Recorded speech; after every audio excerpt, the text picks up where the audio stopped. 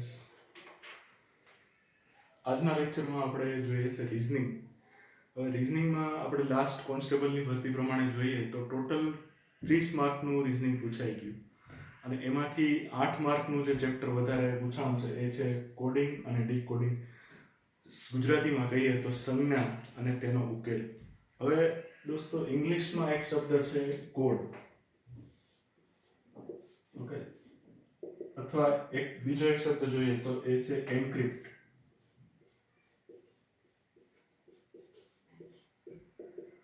હવે જ્યારે કોડ આપણી પાસે કોડ શબ્દ આવે એટલે એનો મતલબ કે કંઈક સંકેત, આપણે એક વસ્તુ એવી છે જેને આપણે સંકેતમાં રૂપાંતરિત કરીએ છીએ. માનો કે આપણે લખીએ કે ભાઈ ABCD. હવે આનો આપણે માનો કે કોડ બનાવ્યો હોય કે ભાઈ WXYZ, બરાબર. તો આનો મતલબ શું થયો કે ભાઈ આ ABCD છે એને આપણે કોડ કર્યું શેમાં? તો કે WXYZ એમાં, બરાબર. પણ આ જે કોડ છે એને આપણે ઉકેલીએ તો એને કહેવાય ડીકોડ. ઓકે, કોડનો વિરોધાર્થી શબ્દ ડીકોડ, અથવા એન્ક્રિપ્ટ હોય તો એનો શબ્દ શું થાય કે ભાઈ ડીક્રિપ્ટ. જેમ કે કોઈ ઈમેલ આપણી પાસે આવતા હોય એમાં લખેલું હોય કે ભાઈ આ જે ફાઇલ છે એ એન્ક્રિપ્ટેડ છે, આમાં જે એટેચમેન્ટ આપેલું છે એન્ક્રિપ્ટેડ છે, તો એનો મતલબ શું છે કે ભાઈ ફાઇલને ખોલવા માટે તમારે કંઈક એવી વેલ્યુ અંદર એન્ટર કરવી પડશે જે ઘણીવાર આપણે પાસવર્ડનો ઉપયોગ કરતા હોય ફાઇલ ઓપન કરવા માટે. તો એનો મતલબ શું છે કે ભાઈ ફાઇલ છે એન્ક્રિપ્ટેડ છે.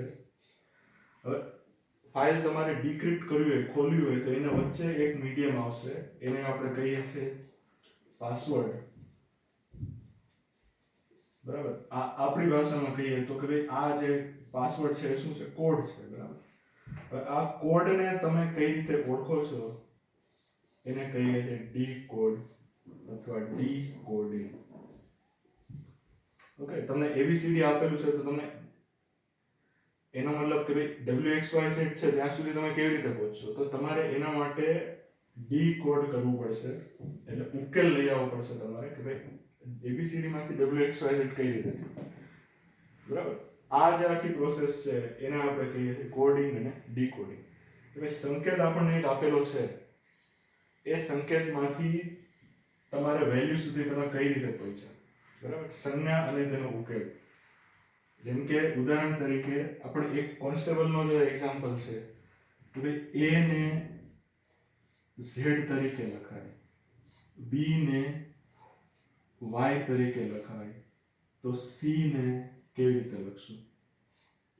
ઓકે, આનો જવાબ આવશે x, પણ આ x સુધી આપણે કેવી રીતે પહોંચ્યા એ તમારે લખવાનું થશે. ઓકે, તો આ જે વસ્તુ છે એને આપણે શીખવાની છે કોડિંગ અને ડીકોડિંગની અંદર.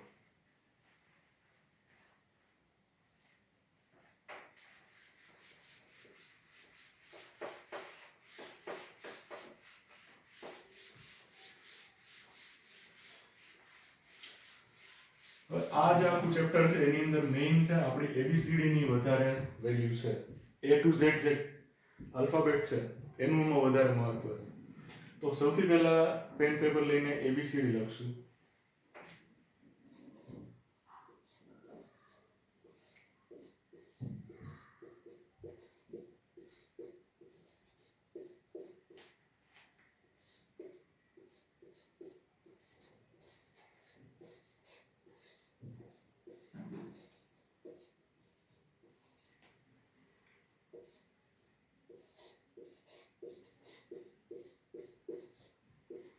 ઓકે, આ સીધા ક્રમમાં આપણે ABCD લખી. તો એનો મતલબ પહેલા આપણે A થી શરૂ કરી Z સુધી એક એક કિંમત આપશું કે ભાઈ A છે 1, B ને 2, C છે 3, D 4, E 5, એવી રીતે અહીંયા 26 સુધી આવશે. તો એની કિંમત લખશું.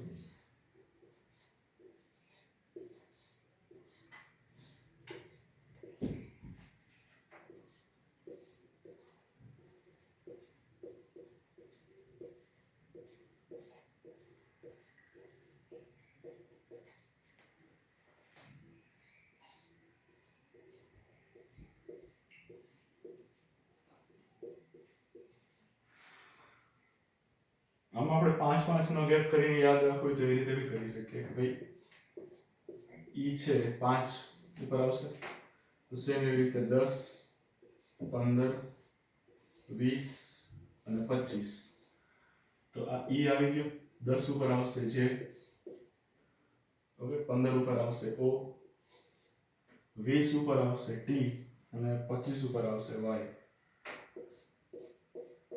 થોડુંક ફટાફટ કેલ્ક્યુલેશન કરવાનું થાય ફટાફટ ગણતરી કરવાની થાય ત્યારે આ 5 યાદ રાખવાના ખાસ આની ઉપરથી તમને સીધો શોર્ટકટ મળી જશે જેમ કે ક્વેશ્ચનમાં આપણને f આપેલો હોય કે તો આપણને ખબર છે કે ભાઈ e છે 5 છે તો f એના પછીનો લેટર 6 થઈ જશે બરાબર આ t આપેલો છે તો આપણે એમ કીધું હોય કે ભાઈ u કેટલા તો આપણને ખબર છે કે ભાઈ t 21 આવે તો tu 20 21 તો u 21 આવી જશે આ સીધી એબીસીડી જેમ યાદ રાખી છે ઊંધી યાદ રાખવાની થશે આપણે કેમ કે દર વખતે સીધો એક્ઝામ્પલ નહીં આવે ક્યારેક ઊંધો પણ આવશે તો એમાં શું કરશું કે ભાઈ એને એક નંબર આપ્યો એને બદલે 26 આપી દેશું તો ફરીથી એક પેન પેપર લઈને એબીસીડી લખવાની છે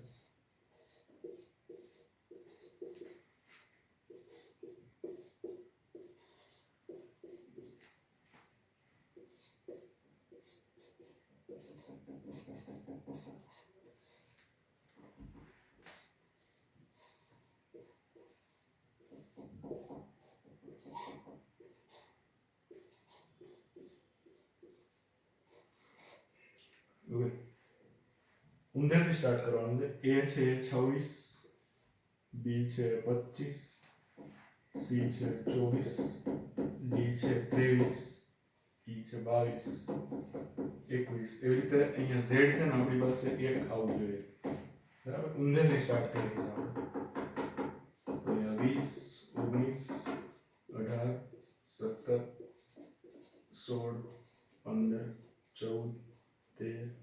14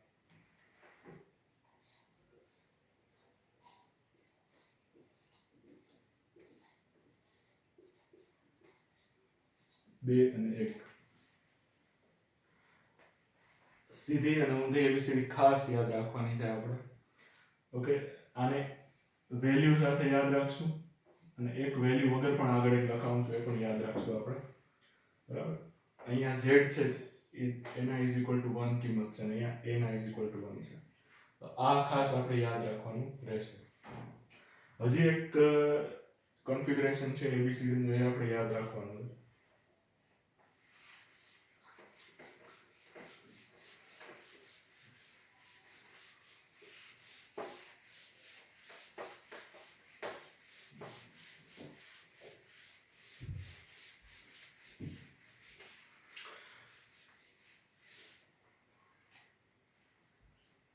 બે એકબીજાની વિરુદ્ધમાં કઈ રીતે આવશે એ યાદ રાખવાનું રહેશે આપણે કે ભાઈ જ્યારે આમાં a થી શરૂઆત કરીએ a b c d up to z તો અહીંયા ઊંધી એબીસીડી જ્યારે લખીએ ને ત્યારે અહીંયા આવશે a બરાબર up to w x y અને z આ એકબીજાના વિરોધી આલ્ફાબેટ કહેવાશે ઓકે સેમ અહીંયા d w c x dy એક સવાલ છે આપણો લાસ્ટ યરના કોન્સ્ટેબલના પેપરનો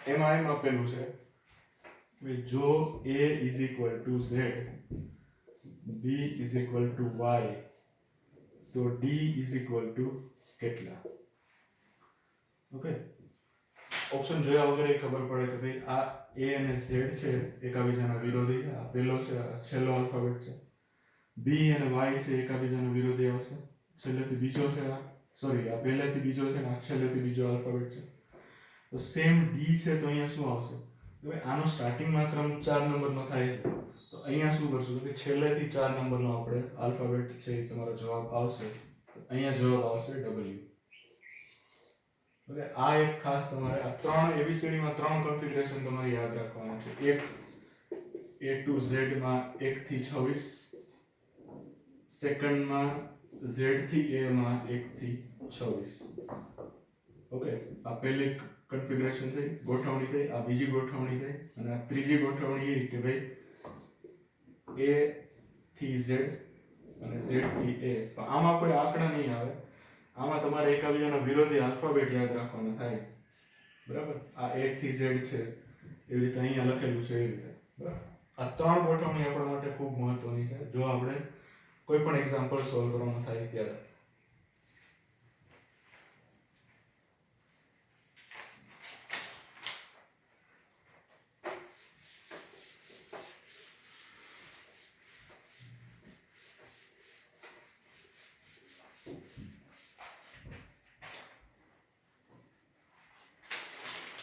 અમુક એક્ઝામ્પલના પ્રકાર છે આની અંદર. એક પ્રકાર છે એ છે આમાં કેવું છે મેઇન તમારે રીઝનિંગમાં મોટા ભાગે તમારે પેટર્ન જ ફોલો કરવાની આવશે, આવા ચેપ્ટર આવશે ત્યારે. આની અંદર ત્રણ પ્રકારની પેટર્ન મેઇન જોવા મળે. ઓકે, ત્રણ પ્રકારની ગોઠવણી. જ્યારે આપણે પેટર્ન કહીએ ત્યારે ગોઠવણી શબ્દ તમારે ધ્યાનમાં રાખવાનો. એક છે ને એમાં અંદરો અંદર ગોઠવણી આવશે. બીજો છે એની અંદર આવશે તમારે આલ્ફાબેટિકલ અરેન્જમેન્ટ આવશે. અને ત્રીજો છે એ છે આવશે બહારથી મળતો સંકેત. ધીમે ધીમે બધી મેથડ્સના આપણે એક્ઝામ્પલ આગળ જોવાના આવશે. ઓકે, એબીસીડી નું આપણે આગળ બતાવી દીધું. હવે લાસ્ટ જે કોન્સ્ટેબલનું પેપર લેવાયું એના એક્ઝામ્પલ આપણે જોઈએ. એની ઉપરથી આપણે આગળ સમજીએ કે કઈ રીતે આગળ વધવાનું છે. તો પહેલો જે એક્ઝામ્પલ છે એમાં આપણને કંઈક આવું આપેલું છે કે ભાઈ જો સન છે, સનને લખાય OSL. બરાબર, આ અત્યારે પૂરતું ચેકી નાખું કે જો સનને OSL લખાય, પછી મૂન આપેલું છે કે ભાઈ જો મૂન છે એને લખાય KMML. તો અર્થ છે એને કેવી રીતે લખાય? આના ઓપ્શન આપણને આપેલા હશે ચાર. આપણે અત્યારે ઓપ્શન નથી જોતા, સીધી આપણે મેથડ સમજીએ. કેમ કે આમાં કેવું થશે કે ઓપ્શન એ તમને ભળતા જવાબ, જેમ આપણે કંઈક કીધું હોય કે ભાઈ ભળતા જવાબ ક્વેશ્ચનમાં આપેલા હોય, તો આમાં એ તને ભળતા જવાબ આપેલા હશે ઓપ્શનમાં. એકાદો લેટર આમ તેમ કરી નાખ્યો હશે ને તોય તમે ગોટે ચડી જશો. તો આપણે સીધી પહેલા પેટર્ન ઓળખવાની ટ્રાય કરશું. તો કે ભાઈ SUN, ઓકે, અને OS અને L.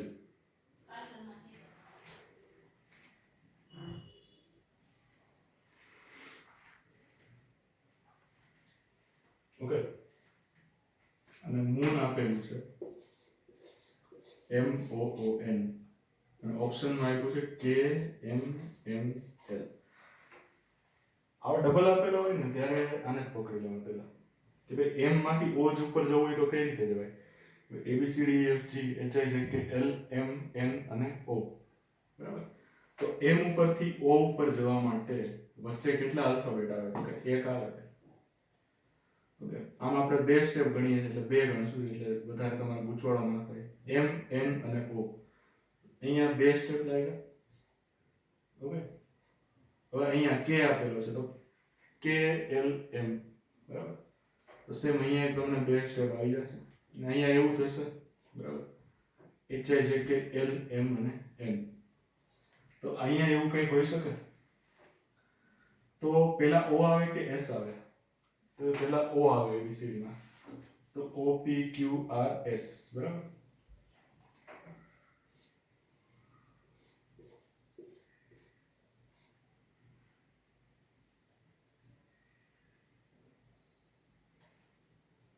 સોરી અહીંયા Q છે, સોરી રકમ લખવામાં ભૂલ થઈ ગઈ, અહીંયા Q છે.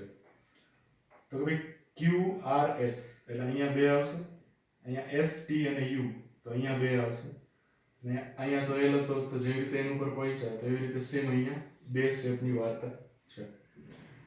તો પૂછેલું શું છે કે ભાઈ અર્થમાં શું આવશે? તો સેમ EARTH.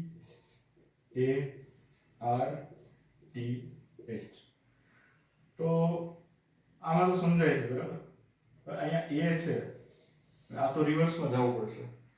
તો એના માટે શું કરશું કે ભાઈ આપણને ખબર છે કે ભાઈ આમાં નીચેથી ઉપર જાઓ તો બે સ્ટેપનું ગણતરી માંડેલી છે, બરાબર. પહેલા તો ઉપર એરો કરી નાખવાનો. તો પછી ઈ છે તો સી ડી અને ઈ, બરાબર. તો અહીંયા આવશે તમારે સી. આર છે તો પી ક્યુ અને આર, તો અહીંયા આવશે પી.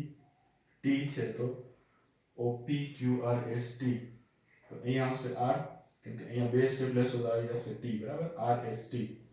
પી પછી બે સ્ટેપ પી ક્યુ આર, સી પછી બે સ્ટેપ સી ડી અને ઈ, અને અહીંયા એચ આપેલો છે તો A B C D E F G અને એચ. તો અહીંયા તમને આવશે એફ જી અને એચ બે સ્ટેપ લઈ લીધા. હવે અહીંયા છે ને કોઈક વાર તમારે રિવર્સમાં જવું પડશે કે ભાઈ એબીસીડી ભલે એ થી શરૂ થાય છે, પણ આવું હોય ત્યારે શું કરશું કે ભાઈ એક એબીસીડી છે એ ઝેડ થી ખતમ થાય છે ને, તો અહીંયા આવશે વાય. ઓકે, આપણે આવું હોય ને ત્યારે બે એબીસીડી કોન્સ્ટન્ટ આપે ને એવી કલ્પના કરી લેવાની કે ભાઈ એક્સ વાય ઝેડ, ઝેડ ઉપર એબીસીડી પૂરી, નવી પાછી એ થી સ્ટાર્ટ થઈ. તો અહીંયા વાય થી એ માં જવું હોય તો શું રહેશે, બે સ્ટેપ લાગશે તમારે. તો અહીંયા આવી જશે વાય. તો તમારો જવાબ શું આવશે કે ભાઈ અર્થને કેવી રીતે લખશું, તો સી વાય પી આર અને એફ. આ તમારો જવાબ આવશે. Simple example. આમાં કંઈ તમારે ખાસ મહેનત કરવાની નહોતી. લાસ્ટ કોન્સ્ટેબલ નું હતું ને એમાં કંઈ ખાસ મહેનત કરવાની નહોતી. આ તો 30 માર્કનું પૂછાઈ ગયું એટલે બધાને એમ થયું ભાઈ હવે આજનું પેપર તો ગયું, હવે આવતી કોન્સ્ટેબલમાં ટ્રાય કરશું. પણ હકીકતમાં દાખલા તમારા 1 મિનિટમાં ઓછામાં ઓછા 3 દાખલા આરામથી થાય ને એવા દાખલા આવેલા હતા. કંઈ ખાસ હતું નહીં પેપરમાં. તો શું છે, પેપર જોઈને તમે ડગાઈ ગયા હોય એટલે તમને એમ થયું હોય કે ભાઈ આ તો આપણાથી નહીં થાય. બટ હકીકતમાં અમુક દાખલા એવા છે કે 5 થી 10 સેકન્ડમાં થાય. તો આ તો હું 1 મિનિટમાં 3 દાખલા એ બહુ વધારે ધીમે કહું છું. બાકી હકીકતમાં એટલું બધું ચેલેન્જિંગ પેપર લાસ્ટ હતું નહીં. પણ ઠીક છે, પહેલી વાર જોયું હતું, સરપ્રાઈઝ મળેલી હતી એટલે આપણને એમ થઈ ગયું કે ભાઈ આ વધારે પડતું થઈ ગયું. ઓકે, નેક્સ્ટ એક્ઝામ્પલ જોઈ લે.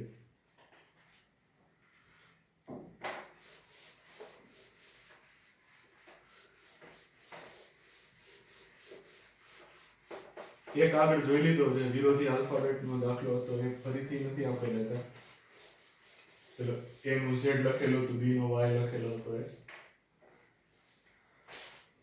ઓકે, નેક્સ્ટ છે જો લિમ્કાને LIMCA એને કેવી રીતે લખ્યું છે, તો કે ACMI અને L. તો નાનું એવું ઓબ્ઝર્વેશન લગાડીએ તો ખબર આવું હોય ત્યારે આ બે ઉપર નીચે લખી નાખવાના સોલ્વ કરતા હોય ને ત્યારે કે L આમ તો દેખીતા ખબર પડે એવું છે, પણ સરળ સ્ટાર્ટિંગ છે એટલે આપણે ઉપર નીચે લખવાનું કહું છું. ACMI અને L. શું કરી દીધું, વિરુદ્ધ પોઝિશન કરી દીધી કે ભાઈ એ છે લાસ્ટમાં આવતો હતો તો એને ફર્સ્ટમાં લખી દીધો, બરાબર. અહીં L ફર્સ્ટમાં આવતો હતો તો એને લાસ્ટમાં લખી દીધો. સી ને સેકન્ડ લાસ્ટમાંથી છેલ્લેથી બીજામાંથી પહેલેથી બીજો કરી નાખ્યો. આઈ ને પહેલેથી બીજામાંથી છેલ્લેથી બીજો કરી નાખ્યો. એમ તો જેમ છે એમ જ છે, બરાબર. LIMC અને A. એવી રીતે ફેન્ટામાં મૂકીશું કે ભાઈ FANT અને A. સેમ અહીંયા બે ભાગ પાડી દઈશું. પહેલા છે એને છેલ્લા લખી નાખશું તો કે F. સેમ વસ્તુ અહીંયા આવશે તો કે A. આ A અહીંયા જતો રહેશે તો કે A. આ T બીજો આવતો રહેશે તો F. T. એમ તો જેમ છે એમ જ છે, બરાબર. આન્સરમાં શું આવશે તો કે ફેન્ટાને આપણે કેવી રીતે લખીએ તો ATNAF.